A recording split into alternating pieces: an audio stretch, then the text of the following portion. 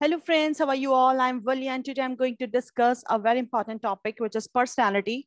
So in the previous sessions we have completed part 2 and today I'm going to start from part 3. So we have covered type theory and today we have start from trait theories. So typology and trait approaches are interrelated to each other. तो हम जानते हैं जो हमारे typology है और जो trait है। अब ट्रेट का मतलब क्या होता है? जो आपकी स्पेशलिटी होती है, जो आपके कैरेक्टरिस्टिक्स होते हैं, जो आपकी पर्सनालिटी को बताते हैं, वो अप्रोच जो होती है वो आपस में इंटररिलेट होती है। अब हमने टाइपोलॉजी में क्या पढ़ा था? टाइपोलॉजी में भी हम लोगों ने यही सब चीजें पढ़ी थी कि किस तरह के कौन कौन से जंग थे, फ्रूट थे, सबने अपने अपने लेवल पे अलग अलग दिया था। किसी ने कहा था इंट्रोवर्ट पर्सनालिटीज होती हैं, किसी ने कहा था एक्सट्रोवर्ट पर्सनालिटीज होती हैं, टाइप ए के लोग किस तरह के होते हैं, टाइप बी के लोग किस तरह के होते हैं। विलियम शेल्डन ने दिया था एक्टोमॉर्फिक, एंडोमॉर्फिक, मीजोमॉर्फिक। उन्होंने भी अपनी थ्योरीज में डिफरेंट डिफरेंट तरीके से सब ट्रेट्स के बारे में बताया था। टाइपोलॉजी इसलिए कहा गया था। ट्रेट अप्रोचेस, ट्रेट मींस ये दोनों आपस में इसलिए इंटर रिलेट करती हैं क्योंकि ट्रेट का मतलब भी क्या होता है? कैरेक्टरिस्टिक्स, कि आप किसी की पर्सनालिटी की स्पेशलिटी बता रहे हैं, उसके कैरेक्टरिस्टिक्स को बता रहे हैं। तो ये दोनों अप्रोचेस जो होती हैं वो इंटर रिलेट करती हैं। किस सेंस में? In the sense that the typology includes a wide variety of traits in classifying human beings in broad types. That means कि एक ह्यूमन बीइंग को बहुत ब्रॉड टाइप में ये लोग इजिली क्लासिफाई कर देते हैं कि इस इंसान के अंदर इस तरह की खासियत है। ये इंसान जो है बहुत ज्यादा मिलता जुलता नहीं है, थोड़ा इंट्रोवर्ट टाइप का है, ज्यादा थोड़ा आर्टिस्टिक टाइप का है। लेकिन अगर उसी के अपोजिट हम बात करते हैं कि अगर आपके एक्सट्रोवर्ट्स होते हैं वो थोड़ा सा डिफरेंट होते हैं, जॉली नेचर होते हैं, सोशल होते हैं बहुत ज्यादा। तो इस तरह से एक ब्रॉड टाइप का क्लासिफिकेशन आपको मिल जाता है एक ह्यूमन बीइंग के बारे में। So, in trait approaches, we label or call a person by a specific mode of behavior. हम इसके अंदर क्या पढ़ेंगे ट्रेट थ्योरी के अंदर कि एक स्पेसिफिक बिहेवियर किसी इंसान का क्या है। जैसे कुछ लोगों के अंदर बहुत नफासत होती है कि बैठने का स्टाइल बहुत डिफरेंट होता है चेयर पे, कुछ लोगों का खाने का स्टाइल बहुत डिफरेंट होता है। तो एक स्पेसिफिक बिहेवियर के बारे में आप पढ़ेंगे जो which he shows in a wide variety of circumstances, जो आपको बहुत वाइड वैरायटी में देखने के लिए मिलेगा। जो हमारा ट्रेट थ्योरी है वो अटेम्प्ट करता है, एक्सप्लेन करता है पर्सनालिटी को और उसके डिफरेंसेस को। लोगों के बीच में किस किस तरह की पर्सनालिटी आप देख सकते हैं, किस किस तरह की आप पर्सनालिटी को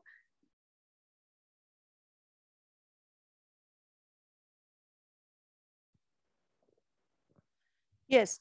तो हम क्या कह रहे थे कि जो हमारी ट्रेट थ्योरीज के अंदर हम एक स्पेसिफिक मोड ऑफ बिहेवियर को पढ़ेंगे जो इंसान की पर्सनालिटी को बताता है।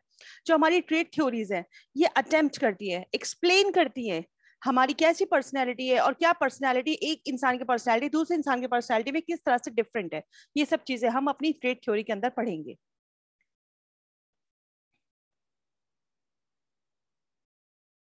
यस, तो ये हिंदी में गिवन है, तो जो बच्चे हिंदी में देखना चाहें वो इजिली देख सकते हैं। अब आती है हमारी क्या प्रॉपर्टीज हैं जो हमारी ट्रेड्स की होती हैं। जैसे स्केलेबिलिटी, किस तरह से बिहेवियर से आप चीजों को इन्फर करते हैं, आपके अंदर कितनी फ्लेक्सिबिलिटी है चीजों को लेके। दैट मीन्स कि आप कितना फ्लेक्सिबल हैं। कुछ लोग बहुत रिजिड होते हैं अपने फैसलों को लेके, अपने डिसीजंस को लेके। कुछ लोग जिस तरह की सिचुएशन होती है उस हिसाब से ढल जाता है, अडेप्टेशन बहुत अच्छी होती है, फ्लेक्सिबल होते हैं टाइमिंग्स को लेके, डिसीजंस को लेके। कुछ लोग की बहुत हायर ऑर्डर हैबिट्स होती है। जैसे कुछ लोग बहुत स्ट्रांगली डिसिप्लिन होते हैं, अर्ली बर्ड, सवेरे सवेरे उठना, पंक्चुअल होना, टाइम पे हमेशा टाइम पे पहुंचना। कुछ लोगों का मेंटल सेट्स बहुत स्ट्रांग होता है, वो लोग बहुत जल्दी से इमोशनल नहीं होते। They are strongly emotional management होता है उनके अंदर कि वो इजीली अपने इमोशंस को मैनेज कर लेते हैं। Traits are learn, that means कि कुछ चीजें कई बार आदमी को दूसरे की बहुत अच्छी लगती हैं तो उसको वो लर्न कर लेता है, तो उसके अंदर वो चीजें आ जाती हैं। यूनिवर्सैलिटी, कुछ चीजें आपके अंदर यूनिवर्सल होती है जो कभी चेंज नहीं हो सकती। कहते हैं ना इंसान की फितरत नहीं बदल सकती, जस्ट लाइक दैट। तो ये आपका हिंदी में है, तो जो बच्चे हिंदी में देखना चाहे हिंदी में देख सकते हैं। अब हम पढ़ेंगे ट्रेट थ्योरीज के अंदर तीन तरह की थ्योरीज। फर्स्ट हमारे हैं G.W. ऑल्पर्ट, जिसकी थ्योरी है dispositional theory of personality. And the second one is Raymond B Cattell. Cattell की थ्योरी है RB कैटल, जिसे हम कहते हैं एनालिटिक थ्योरी, कैटल ने दी है। नेक्स्ट है हमारी Hans Eysenck trait type theory of personality, जिसको हम डायमेंशन थ्योरी ऑफ पर्सनालिटी भी बोलते हैं, 3D थ्योरी ऑफ पर्सनालिटी भी बोलते हैं, and the pan model theory of personality भी बोला जाता है। तो ये तीनों आपकी बहुत इंपॉर्टेंट थ्योरीज है पर्सनालिटी में। आज जो हम पढ़ेंगे वो पढ़ेंगे ऑलपर्ट की, विच is very important. The basic principle of behaviour is it's continuous flow. जो एक बेसिक प्रिंसिपल, एक सिद्धांत है आपके बिहेवियर का, वो हमेशा कंटिन्यूस फ्लो में रहता है। ऑलपर्ट ने किस तरह से डिफाइन किया था ट्रेड्स को? दैट्स कॉल्ड, ये कहते थे कि जो आपकी पर्सनैलिटी है वो बिल्डिंग ब्लॉक्स है as well as the source of individuality के पर्सनैलिटी जो है आपका बिल्डिंग ब्लॉक से धीरे धीरे ब्लॉक्स के साथ मिलके आपकी एक पर्सनैलिटी बनती है। Motivation is an important personality concept in Allport's theory. हमारी जो अल्पर्ट्स की थ्योरी है इसके अंदर जो मोटिवेशन है वो एक बहुत इंपॉर्टेंट पर्सनैलिटी कंसेप्ट है। ये बात मोटिवेशन जो बहुत इंपॉर्टेंट पार्ट है अल्पर्ट्स की थ्योरी में, इन्होंने डिफाइन किया था थ्योरी को that the trait as a generalized and focalized neuropsychic system with the capacity to render many stimuli. That means कि जो आपके traits हैं, जो आपके कैरेक्टरिस्टिक हैं आपकी पर्सनैलिटी के अंदर, वो बहुत जनरलाइज्ड हैं, बहुत फोकस्ड हैं। किसके थ्रू? न्यूरोसाइकिक सिस्टम, जो हमारा ब्रेन का सिस्टम होता है, उससे with the capacity to render many stimulus, कि किस किस तरह का आपको स्टिमुलस मिलता है और उस स्टिमुलस को मिलने के बाद आप किस तरह से रिस्पॉन्ड करते हैं सिचुएशन में। ये सब चीजें हमारे ब्रेन से रिलेट करती है, हमारी कैरेक्टरिस्टिक। जिस तरह से हम समझे इस बात को कि जैसे किसी का नेचर होता है बहुत जल्दी गुस्सा आ जाता है, दैट मीन्स कि उसको किसी ने हल्का सा प्रोवोक किया और वो एकदम भड़क गया, दैट मीन्स कि उसके ब्रेन में इस चीज के बाद मतलब स्टिमुलस उसको मिला कि उसे किसी ने प्रोवोक किया और वो बहुत जल्दी एकदम गुस्से में आ गया। दैट मीन्स कि किस तरह की आपकी स्टिमुलाई मिलती है, कैसे आप उसके साथ रिस्पॉन्ड करते हैं, इट्स ऑल अबाउट। अब क्लासिफाई 3 तरह से किया था ह्यूमन ट्रेट्स को अल्बर्ट ने, 3 ब्रॉड कैटेगरीज में किया था, जैसे कि cardinal trait, central trait, secondary disposition, जिसे हम सेकेंडरी ट्रेट भी कहते हैं। सो ये हिंदी में भी है, आप हिंदी में पढ़ना चाहें तो पढ़ सकते हैं। अब इन तीनों के बारे में हम पढ़ेंगे। जो हमारे कार्डिनल ट्रेट्स होते हैं ये हमारी कैरेक्टरिस्टिक्स को डिफाइन करते हैं, दैट मीन्स किस तरह की आपकी पर्सनैलिटी है। Traits which appear in most of the, ये ऐसा ट्रेट है जो ज्यादातर बहुत कॉमन ट्रेट मिलता है जिसको हम कार्डिनल ट्रेट कहते हैं।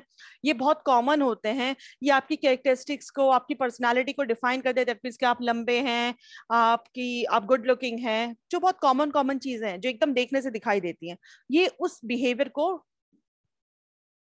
दिखाते हैं हमारे कार्डिनल ट्रेट्स। फिर बात आती है हमारे सेंट्रल ट्रेट्स की। They are less pervasive than the cardinal traits. ये लेस परवेसिव है हमारे कार्डिनल ट्रेट से। क्यों? क्योंकि इनके अंदर कहीं ना कहीं कुछ चीजें ऐसी हैं जो एकदम पता चलती हैं, जैसे कि आउटगोइंग है, सोशल है, एक्सट्रोवर्ट टाइप के लोग होते हैं सेंट्रल ट्रेट में। और जो हमारे सेकेंडरी ट्रेट्स होते हैं ये बहुत कम दिखाई देते हैं, that's are very specific narrow traits जिसे हम कह सकते हैं। Less generalized, they are called attitudes, मतलब हर इंसान का एक अपना एटीट्यूड होता है ना, ये वो ट्रेट्स होते हैं। जैसे किसी इंसान की फूड प्रेफरेंस डिफरेंट डिफरेंट होगी। चेयर स्टाइल में से क्या मतलब समझते हैं कि कुछ लोगों का तरीका होता है ना, जब चेयर को खींच के बैठते हैं तो आवाज नहीं होनी चाहिए, चेयर को आहिस्ता से उठाएंगे और फिर बैठेंगे बहुत नफासत के साथ, एक स्टाइल होता है उनका चेयर पे बैठने का। तो इस तरह के ट्रेट्स को हम सेकेंडरी ट्रेट्स कहते हैं। ये हिंदी में भी गिवन है। अब आती है फंक्शनल ऑटोनॉमी। ये भी एक बहुत इंपॉर्टेंट कंसेप्ट दिया था अल्बर्ट ने।